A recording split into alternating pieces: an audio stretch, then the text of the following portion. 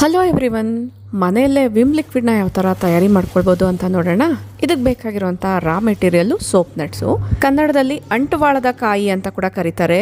ಈ ಒಂದು soap nut ಲಿಕ್ವಿಡಿಂದ kitchen walls ಇರ್ಬೋದು, ಕೌಂಟರ್, ಸ್ಟವ್, ಕ್ಯಾಬಿನೆಟ್ಸ್, ಡೋರ್ಸ್ ಎಲ್ಲದನ್ನು ಕ್ಲೀನ್ ಮಾಡ್ಕೊಳ್ಬೋದು. ಲಿಕ್ವಿಡ್ನ ತಯಾರು ಮಾಡ್ಕೊಳ್ಳೋದಕ್ಕೋಸ್ಕರ ಓವರ್ ನೈಟ್ ನೆನೆಸಿಟ್ಕೊಂಡಿರುವಂಥ ಸೋಪ್ ನಟ್ಸ್ನ ತೊಗೊಂಡಿದ್ದೀನಿ.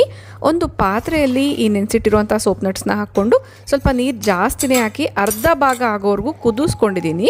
ಈಗ ಅದು ಪೂರ್ತಿ ತಣ್ಣಗಾಗಿದೆ. ಲಿಕ್ವಿಡ್ನ ಎಕ್ಸ್ಟ್ರಾಕ್ಟ್ ಮಾಡ್ಕೊಳ್ಳೋಣ.